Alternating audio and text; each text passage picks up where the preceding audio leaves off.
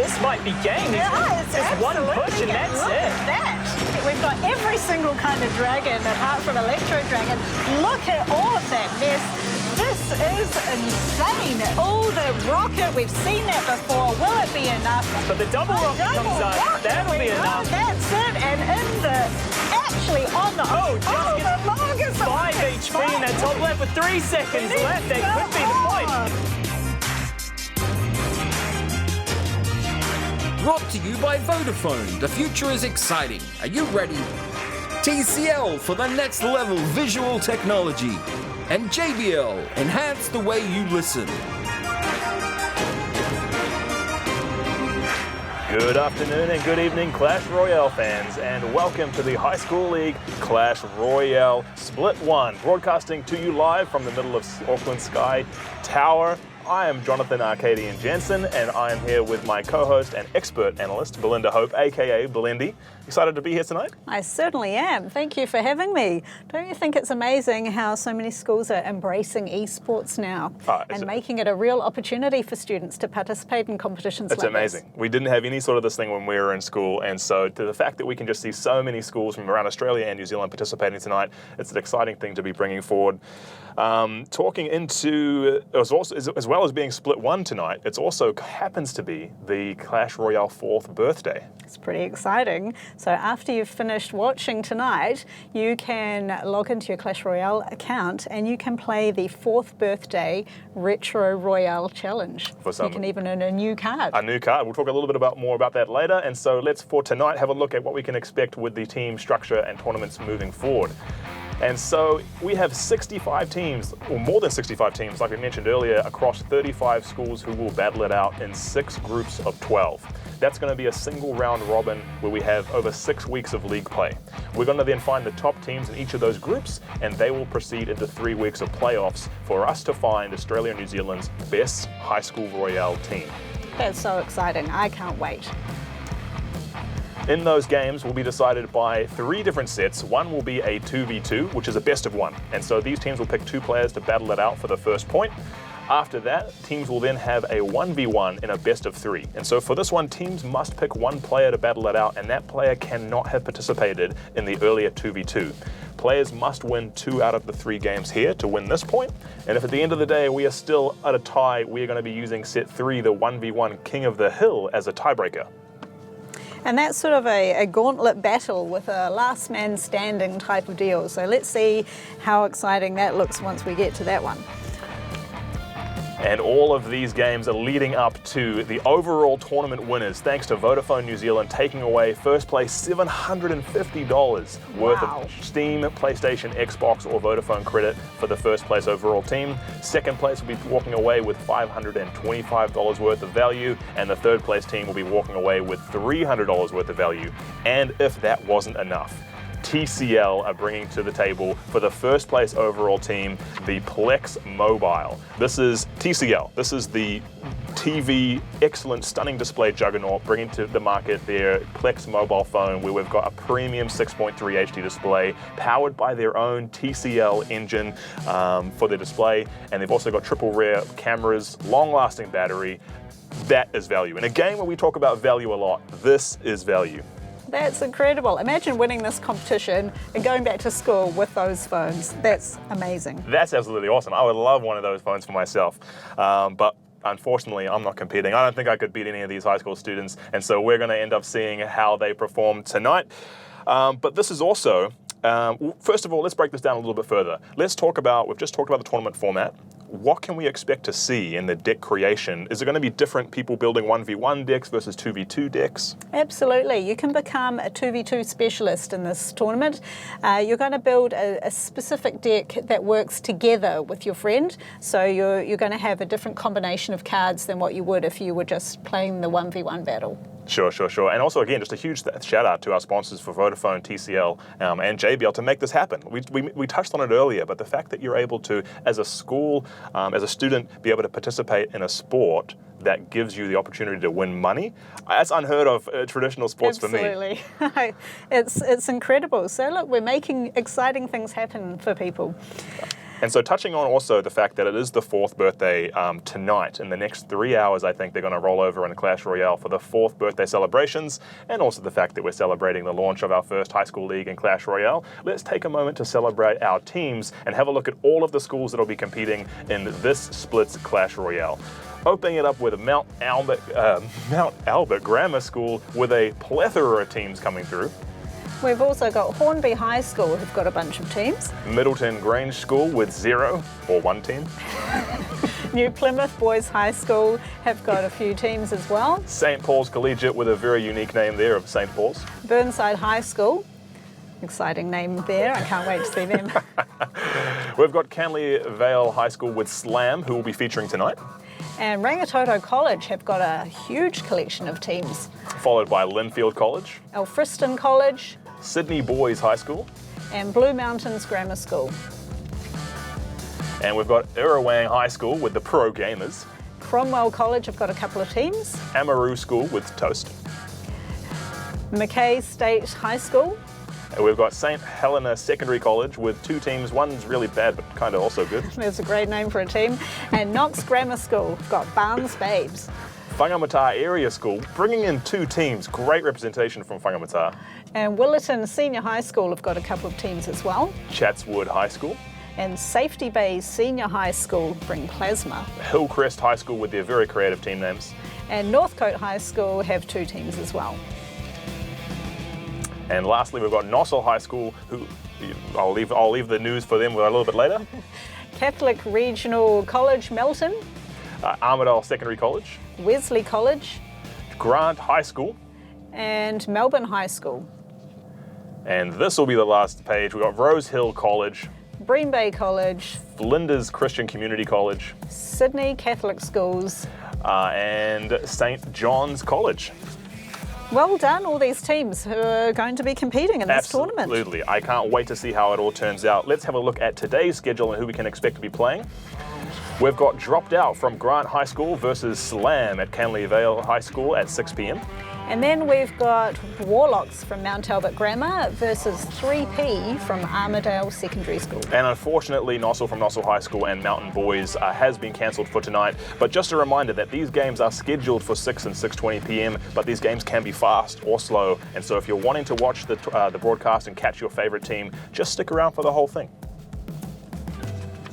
And moving into the head-to-head of who we can expect to see first is Dropped Out at Grant High School versus Slam at Canley Vale High School. Now, we have a little bit more of information about these 2 teams. Dropped Out at Grant High School is the home of ARIA award-winning teacher Scott Maxwell, an absolute rock star. And the 3 players from this school have been playing baseball together for a few years. And so it's traditional sports meeting esports. Versus Slam at Canley Vale High School, who have said that their school has a high reputation for academic achievement and student excellence. And so it's going to be a little bit of that student's athlete versus the academic tonight, which is exciting to see. We'll see who comes out on top. So that's an exciting matchup coming up first with Dropped Out versus Slam. What do you think we're going to see in this first game?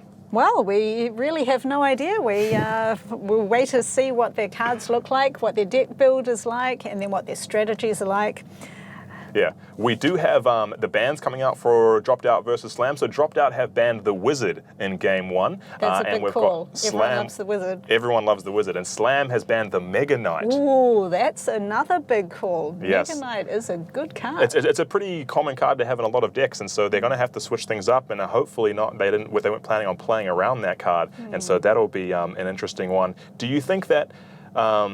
Going into the game, we know that at this stage it sounds like Dropped Out has banned Wizard across all 3 games. Is that a common strategy, just to take out one card you don't like at all? Well, yes, I suppose so. I mean, a Wizard is a favourite card, obviously, so you can say, yeah, ban it from everything and see what happens. But I think, if you're going to think about strategically, you might be thinking, what cards are better in a 2v2, what cards are better in a 1v1, and can we strategically pick things? So Sure. Well, it'll be interesting to see how that turns out. Now, if I was competing in this tournament and I was in the other team, is there a card that I could ban against you that'd really just make things blow up in your face? a card to ban against me.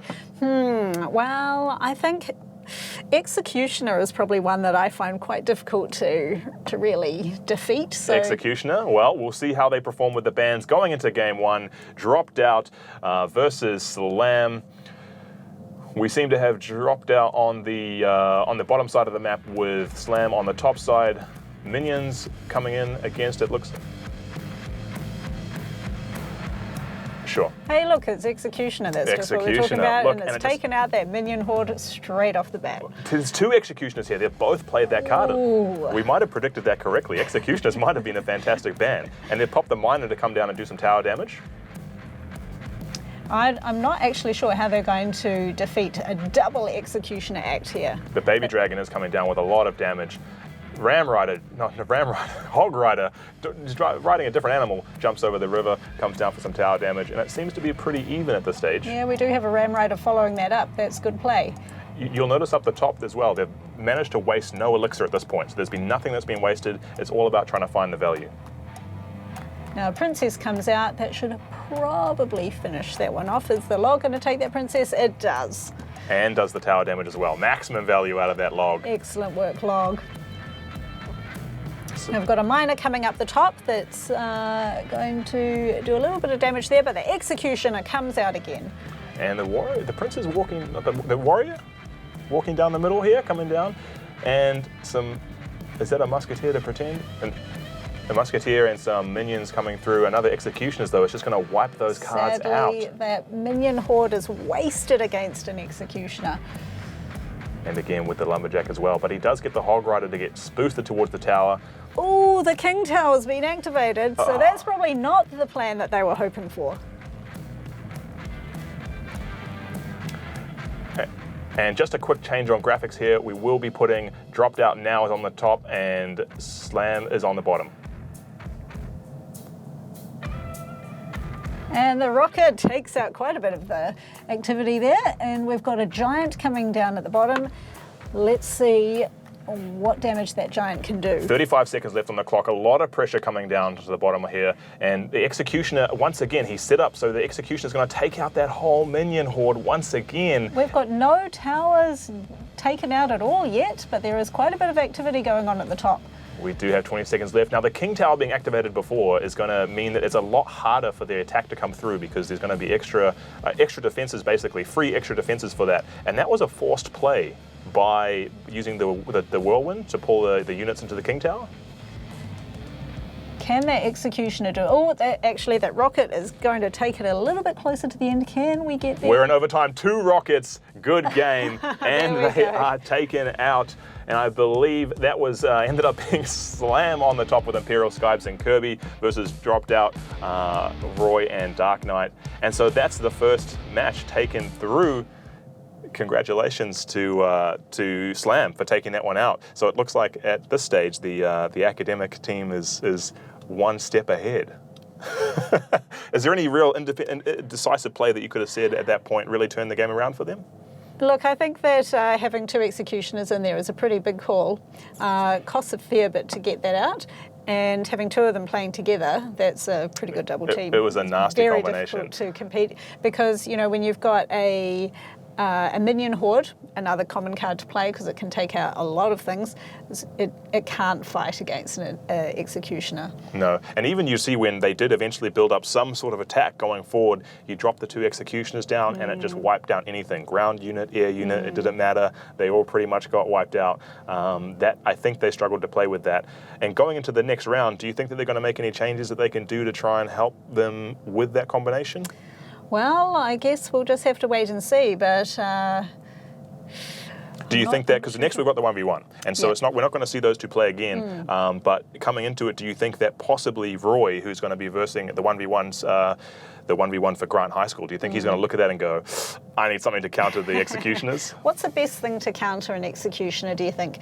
Not really air troops or... You need You need strong attack things. Maybe a giant skeleton might be quite a good one. Yeah, bring it down, to and get then the bomb even at as the he end. walks forward, that'll take him down for sure.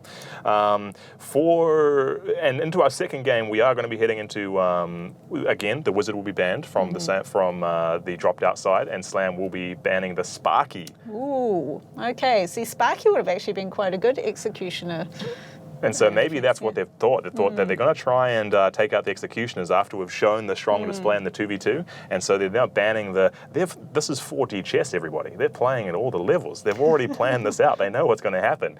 Whereas the Wizard ban is going to stay consistent all the way through. We're still waiting on the match set up for the 1v1. Do you think that we're going to see, what would you like to see? Is there any meta picks that have come through recently? Is there anything that you see on the ladder that you could expect to maybe be pulled out? Well, I wonder if these teams have been playing the competitions recently, with the new cards, the Firecracker and the Ram Rider competitions. Those are probably cards that haven't been used so much before, and are people starting to feel more confident with using them? Are we going to see that in a competition? Well, because the Ram Rider did come through recently with a group of challenges. I think it was in the last season. That's right, the one that's just finished yesterday. Yeah. Did you feel any of the effects of Ram Rider coming through in the ladder? Well, I've never used it, and then I thought, right, well, I'm going to do all of these challenges, and then I've been using it for a whole season, and now I feel like I know it. So maybe I'll keep it in my deck. I've just taken it out today that the competition's finished, but maybe I'll put it back. Yeah. Because all those challenges did. I mean, I saw it all the time. One of the most frustrating cards to play against coming through. But with the 4th birthday, the Clash Royale event starting tonight at the end of the season, we will be seeing a new card coming through, Royal Delivery. Royal Delivery, yes. And so that's going to be interesting to see if that shifts up the meta a bit. Usually, I feel like cards get two sort of reactions when they're introduced to the Clash community. Either people think that they're incredibly too strong and they blame Supercell for releasing something too powerful, or it's too weak and it's not quite in that. You never quite get that sweet spot right out of the gate. What if you had to guess? What would you think that the Royal Delivery from the description? So far we know that Royal Delivery is going to be a spell. It's going to be a 3-second deployment on a crate that'll basically drop down on the field, explode, and release a level 9 recruit onto the field. Too strong? Too weak? Well, I use Royal Recruits in my deck.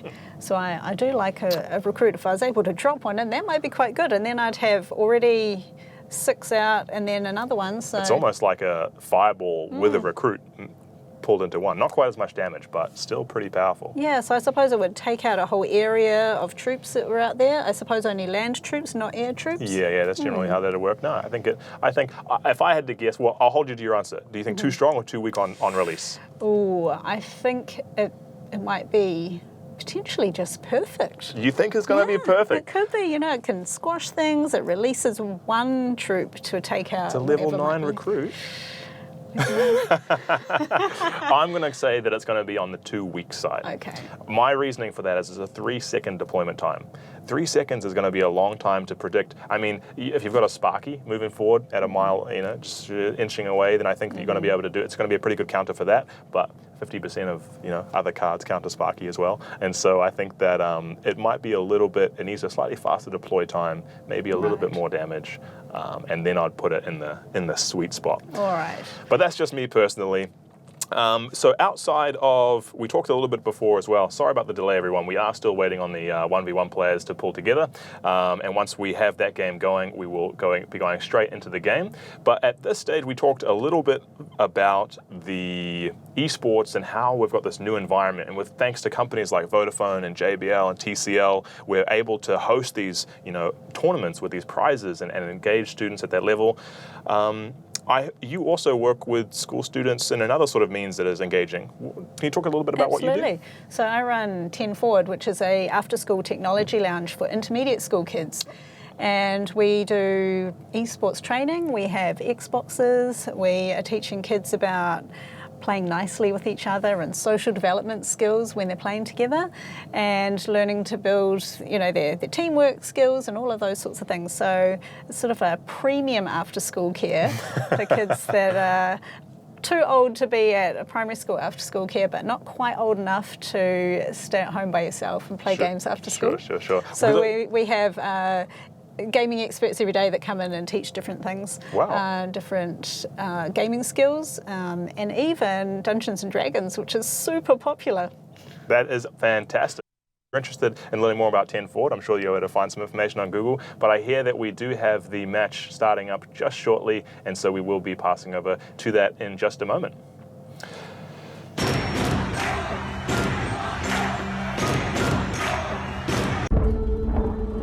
すみません、そこで止まってください。See you later.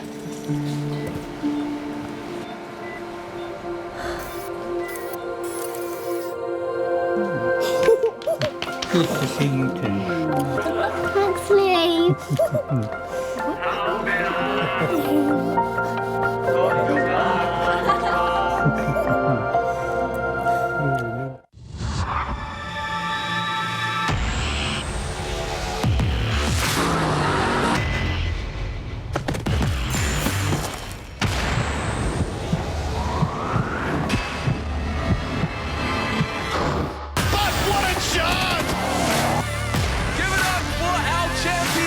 This is just clinical.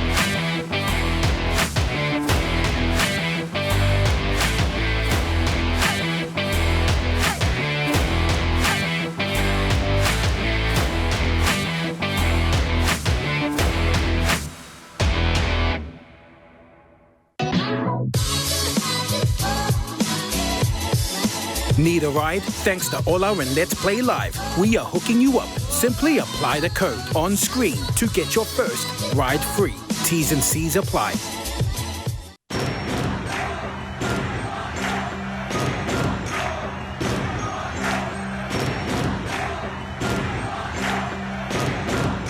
Welcome back to the Clash Royale High School League Split 1. We are back broadcasting out of Auckland, New Zealand in the Sky Tower. Now, unfortunately, thank you all for joining us again, back from the break. Unfortunately, I have just heard that Grant High School were unable to produce their 1v1 player, and so unfortunately they will be forfeiting their match. That's traumatic for their team. It's a shame. I mean, someone's going to have something to answer for at baseball practice next week. Certainly. But we will be carrying on through straight up to the next match, and so that was South Australia versus New South Wales, Grant High School versus Canley Vale High School, and Canley Vale High School will be walking away with the victory in our match 1. But let's take a look at what we can expect to see tonight in match 2.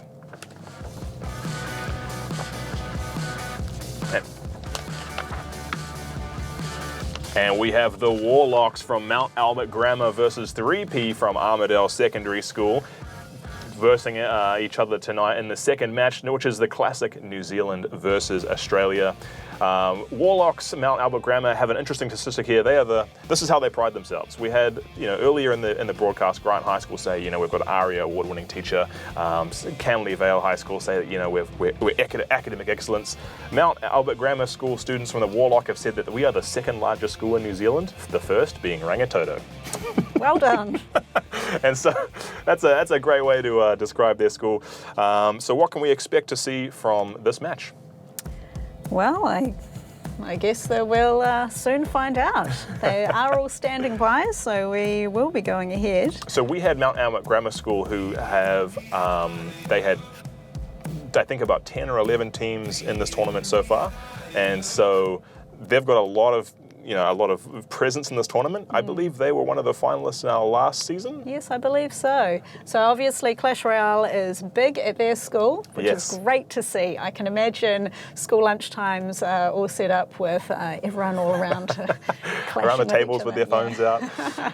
And it's interesting, I think it's an interesting dig they make it at being the second largest school, the first being Rangitoto, because in the tournament, Mount Albert Grammar School have more teams than Rangitoto College do. And so I think that might be a challenge they're putting out to Rangitoto College, that they need to up the participation a little bit. Now, I'm not sure whether or not the Warlocks are one of their top teams, because there are so many of them. And so it will be interesting to see how the match goes through tonight. Absolutely. Absolutely. I wonder how they all play against each other, and whether it's a friendly rivalry at school lunchtimes or if it's a more serious. They could have all practiced against each other. You might see some reenactments of some battles that have happened in the lunch hour. And so with the Mount Albert Grammar School in the 2v2, they've banned the Executioner, as we mentioned earlier, and the 3P Armidale Secondary College or Secondary School has banned the Expo in the 2v2. And so that'll be an interesting. Expo is an interesting choice. How do you feel about that? Well, it's a pretty tough card to battle against. So it's probably a really good first choice of a card to ban. It does a lot of damage against buildings. And in a 2v2, if you position it, it can be very hard to break through all the defenses getting there, and so I can see how it would whittle you down. Again, Executioner, I guess that having the double Executioner threat could be a concern. But again, we see here as the general bans that 3P have gone for Expo across the board, just like we had dropped out Grant High School go Wizard across the board, and then Mags has chosen to ban different things depending on the different matches. I think that's a really strategic move. You think that's the better option, is to try and there's specific cards that may have specific strengths? So. But I mean, the case with Expo, you can ban that in any format and it's still useful. But I think particularly in a 2v2 it's good to ban that, because if you could imagine having two Expos set up against you, that would be pretty traumatic. Just trying to get through those, get to them if they're sitting in the back line across the river and they're wiping out all the units. The one good thing, I think you just need spells, wouldn't you, just to try and knock those out? And if you don't have them in your rotation, then good luck. Imagine having spells that would replicate more Expos. You could have a whole tower of things. That'd be a nightmare. So maybe that's something that we're going to see from, we won't see it actually, because the Expos are gone from every single match thanks to 3P. 3P probably had some pretty traumatic experiences that they've just said it's not worth it. And so that'll be interesting to come through on. But let's touch a little bit again, as we're just waiting for the players to come together for the second match due to our unforeseen cancel or forfeit in the first round. What would your favourite card be going into Clash Royale? Favourite card?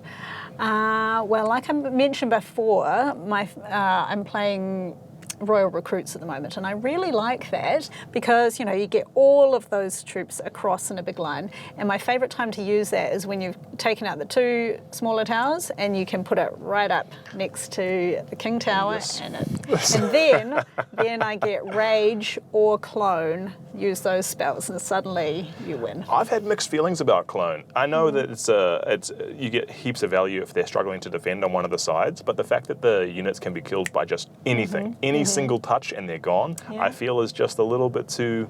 You get a princess in there with their little AoE and it's just knocked out. Well, so you have to save your clone until your troops get right where you need them, then you duplicate them all. Right, that's the master strategy. See, I'm in the lower leagues, and so when I see people come through, I'll just be like, drop a giant, clone it, and then I'm like, no, you have to wait right to the very end. So if you can get your giant skeleton right up to the tower, then you clone it, and then even if it dies instantly, you dropped get two bombs. See, this is why we have an expert analyst on the panel. It's because these kinds of insights. So you can take that strategy away into the lobby tonight in their birthday celebration, and try to give that strategy a go. Yeah. So that was your giant skeleton and a clone. If you can add Rage as well, you got super fast, and then you can duplicate it, and then you win even faster. So the challenge tonight with the Clash Royale 4th birthday celebration, I believe the challenge is that you have to, it's called Retro Royale. Retro Royale. Yes. And so what you're going to have to use the original, or I'm not sure if it's the original, but it's the very original because it's the 4th birthday. The original 66 cards. The original 66 cards to build your deck. Are all of those, is Clone a newer card? Can you recall? I think so. I can't remember. But, that's pushing the knowledge a little bit there. Yeah, I mean, it will be a challenge to use cards that probably you don't use anymore because there's newer cards that do different things. Well, the meta's changed a lot. The what players choose to use and the best strategies sort of generally accepted out there change quite frequently, especially with the new cards that have been coming out. We've got Ram Rider. Before that, we had the Firecracker.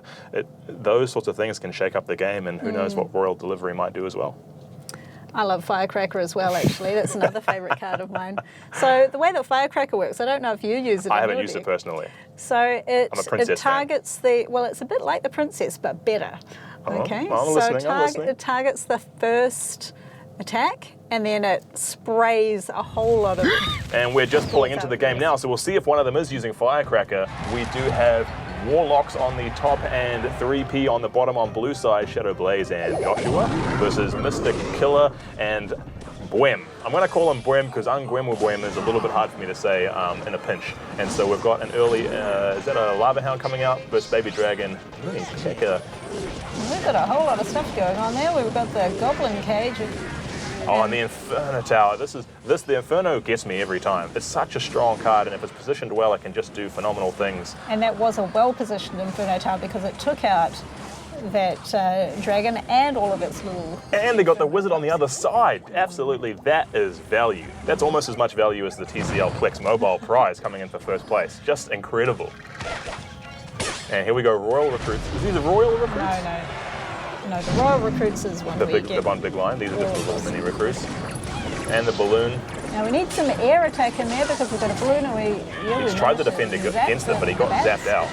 That's going to be a lot of damage. From the bottom, we've got a whole lot of action coming out. I love that we've got the... Is the bomb going to take the tower? Oh, 3 health left on the tower. That has got to be disappointing. Absolutely. Now we've got an Inferno Dragon and a Baby Dragon coming down from the top. With a wizard in the back to try and just take down that mini P.E.K.K.A. He gets no value from that. Warlocks have got a lot of pressure. We've got the Cry coming out from 3P. That might be the second Princess Tower. He's calling good game already. So much pressure coming in here. And that is just a powerful... The Inferno... that Dragon's getting so much value. Certainly is. Is anything ready to take it out? We've got the Inferno Tower a little bit too late, but that's okay.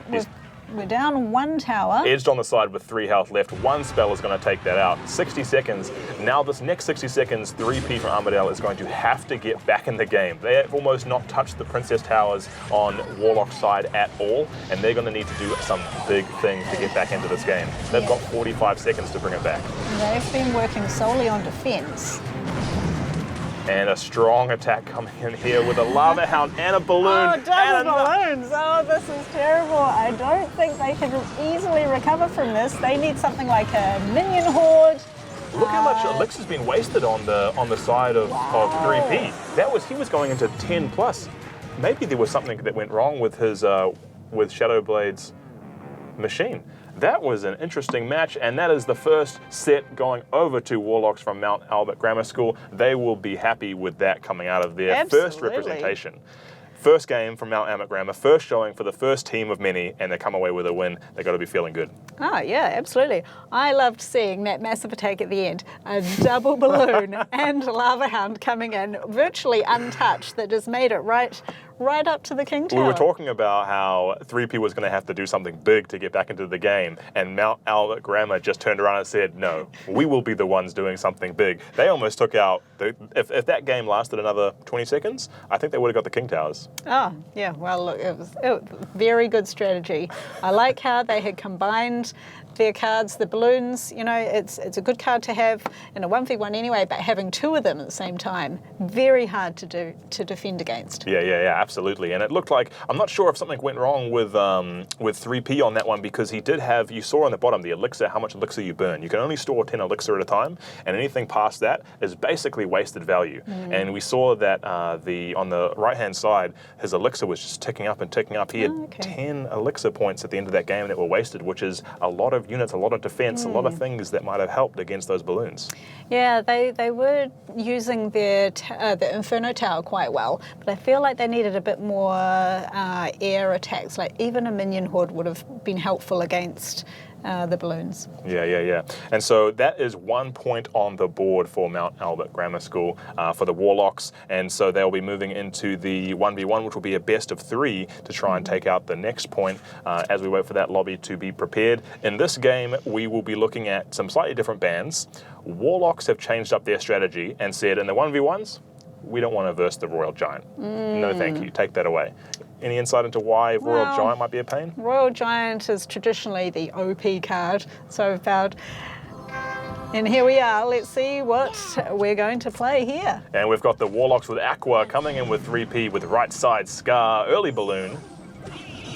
Into some quick defense with the little ice minion that slows down the balloon as he comes in. And the Princess is going to reach all the way over to that balloon. But that balloon does make it, drops its bomb. That is the first damage of the game, so well done. And they've traded chip damage here. Goblin Barrel, one of my least favorite cards, coming down and just chipping down the side of 3P.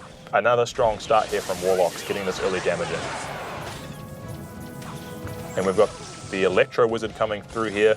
He's using those slows quite effectively. He waits until they get into the Princess Tower range, slows them, and then the Princess Tower knocks them out without doing too much chip damage.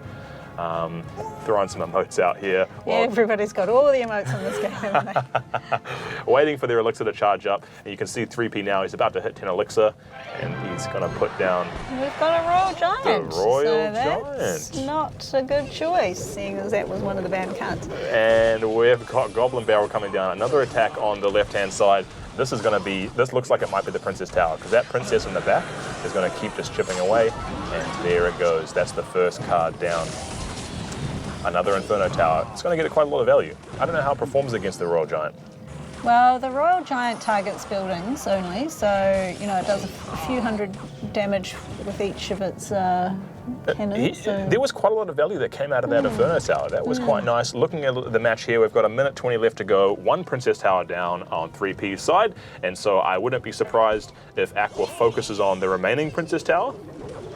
And as we see... Here we go. Yeah, that's a really good attack down there. We've got all of those goblins.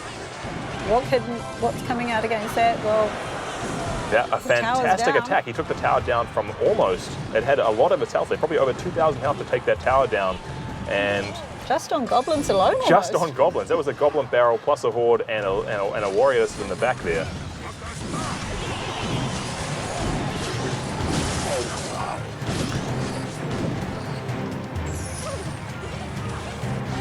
And we've got another Inferno Tower down with good value.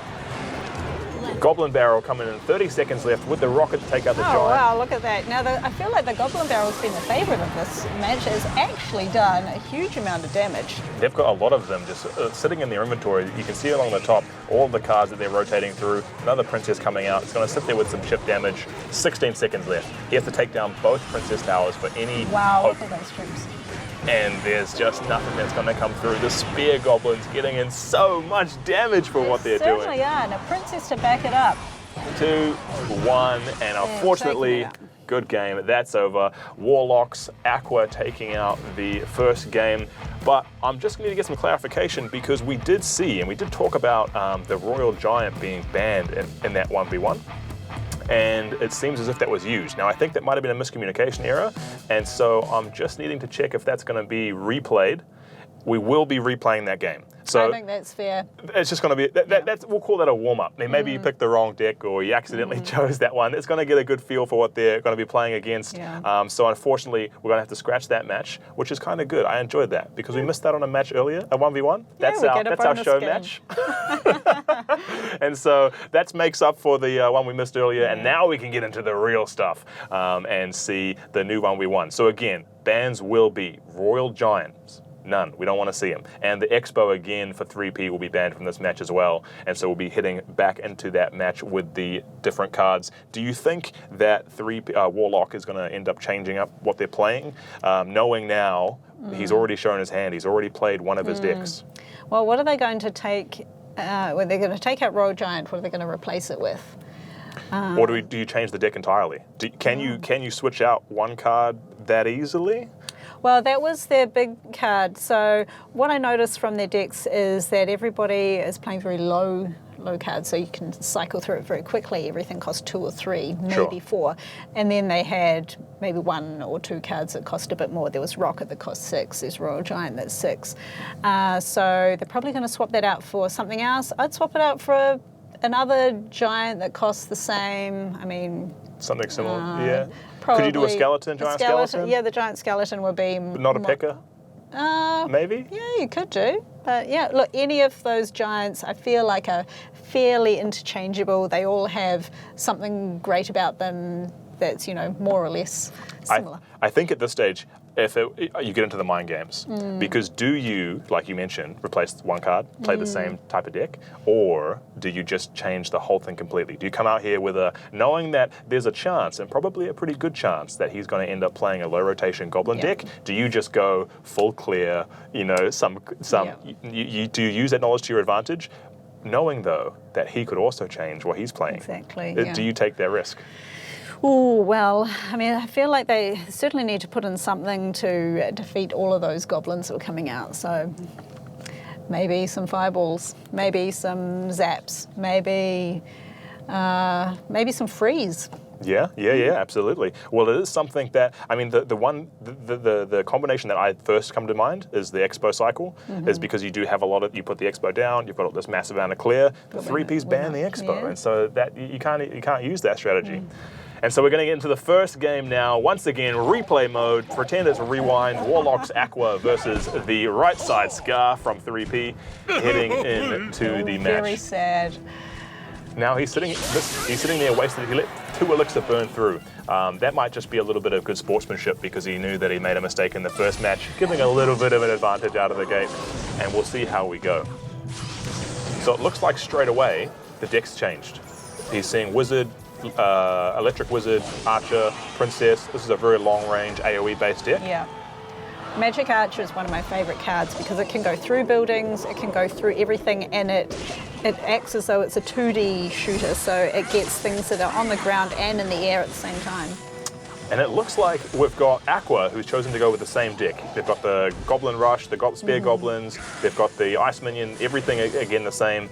And so I'm wondering here if we're going to see he has chosen to counter. He's chosen to go for the big clear and the big payoff. Let's see if he can end up breaking through on this one. He did waste the 2 elixir to start with, probably as a sportsman-like gesture. Oh, Rocket taking out the Magic Archer straight away.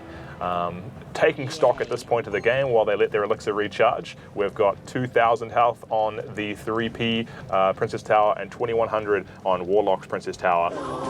They're going to keep attacking down that channel as it seems. Yeah, I feel like they've added in a couple of cards that we haven't seen in the last game. So there's the Skeleton Army and the Ice Wizard. So the Ice Wizard, I guess, is going to slow down all the goblins.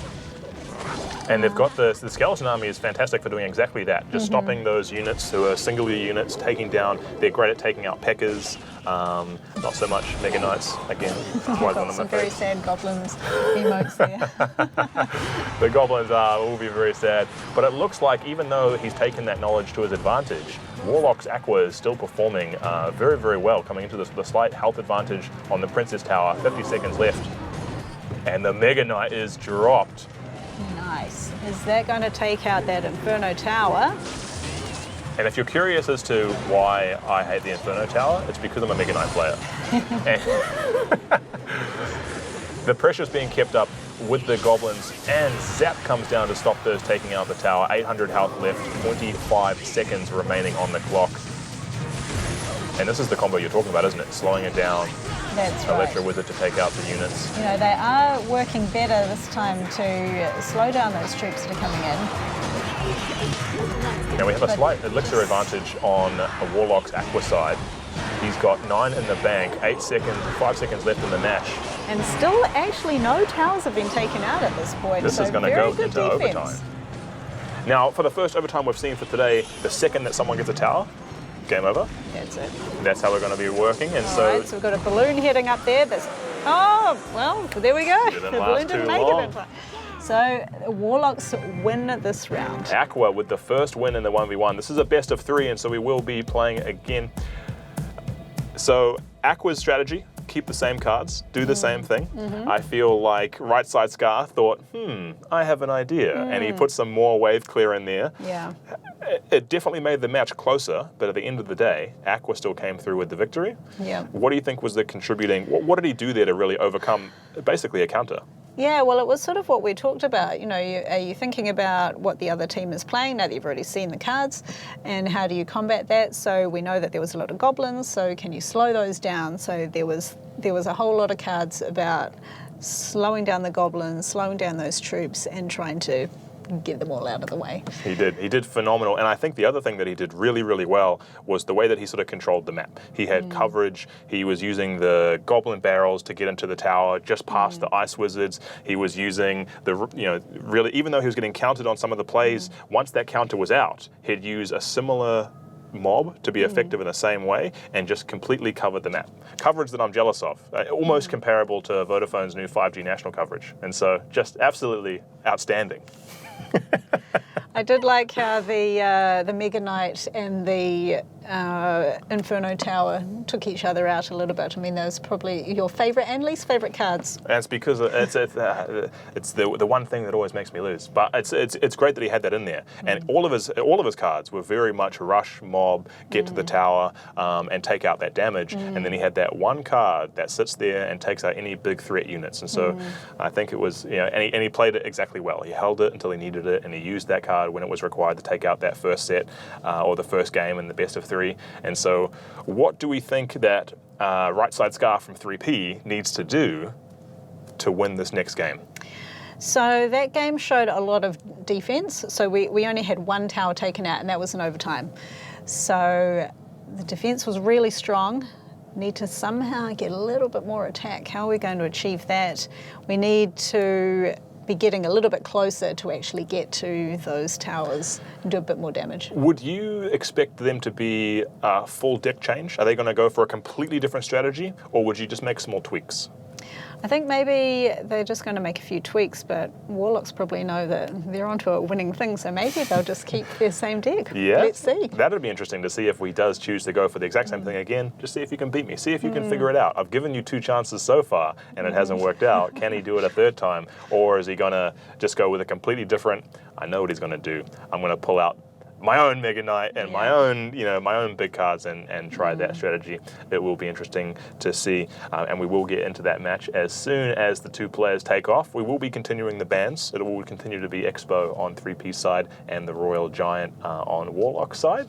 And if Warlocks take this out, I believe that is game, set, and match. This is match point. Yeah, sitting here for Warlocks. We won't be going through the King of the Hill, but however, if 3P do manage to bring it back, then that will go to a tiebreaker in the 1v1, and if they win that, we will be going to King of the Hill, which I'm personally kind of excited for. I would like to see every single player in a team compete in a 1v1 gauntlet style, basically, to see who takes out who to the last man standing. Do you think we're going to see one of those this season? Well, I certainly hope so, because there's a whole bunch of extra exciting games to watch of great players. So yeah, let's hope that it does happen. One of my favorite things is seeing them at Worlds, the Clash Royale Worlds, and they go up on the big stage and they sit there and they play, and if they get knocked out, they get taken down and they have to come back up again. And so we'll see if that goes through. But just waiting for those 2 teams to come together and discovering a little bit. We've talked about the Clash Royale's 4th birthday bash coming up. We've talked about our favourite cards, but we haven't talked about what cards you hate the most. We've talked about I hate my Inferno Tower because of my Mega Knight, but we haven't talked about what card could I play to just absolutely make you do the cry face emoji. Oh, the cry face emoji. Well, I really don't like Executioner. I find that pretty tricky to defeat, but we've seen that in play today, and that comes through in your most wanted to be banned. Yeah, most wanted to. Yeah, I would ban that. And I think also Poison. I don't like that. I feel like it's a silly card, but it also does a little bit of damage that's annoying, and it's particularly annoying when you've got small troops out there, like a skeleton army or something else like that. It just irritates everything. It's just one of those annoying, those angry to play against. I always get to the point where if I have so Inferno Tower using as an example. Personally, I'm a Mega Knight player. I hate putting my Mega Knight down and then seeing Inferno Tower because the damage is like exponential, right? It just takes off a little bit and then a little bit more and then it gets to a massive amount of damage. And I hate it when you just you play it, you think you've got the best combo, you think the Princess Tower is going down and then the Inferno Tower just ends up taking you out. And so that's why I personally hate Inferno.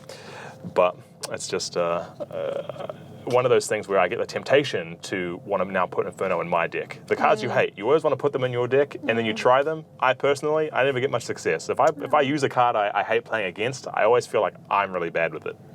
I like Inferno Tower. I've got that in my deck at the moment, actually. Yeah? I've just finished a challenge where you had to play 30 buildings or something, and I just played Inferno Tower 30 times, and that was my challenge. I think I'd refuse to play it, even if it came up in the challenges. I'd be like, nope, it's not worth the gold, it's not worth the rewards. It's to do with your placement. Okay. I'll give you some tips later on how to use Inferno Tower. I appreciate that. I have just had some unfortunate news from 3P that they have forfeited the next match. Wow. And so that unfortunately means the Warlocks already performed in the 2v2. They already took that out 1 point on the board. They already won the next match in the 1v1, and so they were up against a wall, but unfortunately 3P have forfeited tonight's game as well, and so that leaves Warlock with the overall victory for that match, for that head-to-head, and so I guess the pressure just came through. They couldn't handle it. Warlocks. Well, congratulations, Warlocks. We are going to go to our results for tonight then in that case, and we'll see how everyone performed. And so our first match versus Dropped Out from Grant High School versus Slam from Canley Vale High School. Our baseball players versus our academic students ended up being Canley Vale High School taking it away with the win. And then our second match with Warlocks from Mount Albert Grammar versus 3P from Armidale Secondary School. We've just seen the Warlocks with a fantastic performance coming out with the win. Well done, players. It's so exciting to see an opportunity for students to come together in a competition like this and play your favourite game. Yeah, and so that is our first games for the Clash Royale High School League Split 1. We know what to expect for the coming games. We saw earlier in the broadcast how many fantastic teams are lined up ready to be playing tonight or in the coming weeks. And so if you enjoyed tonight's broadcast, I do hope to see you all again next week for our following matches and to follow along with the tournament and see which teams end up making it all the way through the gauntlets, through the Clash Royale, the Battle Royales, and getting to the very end to be crowned Australia and New Zealand's greatest high school league champion for the year. Absolutely, plus all those amazing prizes. Absolutely, it's amazing stuff. And so again, a huge thank you to our sponsors, Vodafone New Zealand, TCL, JBL, LPL, everyone for putting on tonight's show, and we will see you all again next week. Thanks a lot.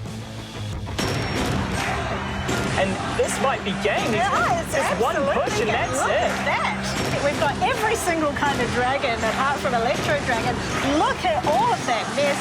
This is insane. All the rocket, we've seen that before. Will it be enough? But the double rocket comes out. That'll be enough. That's it. And actually on the the longest 5 HP in that top left with 3 seconds left. That could be the point.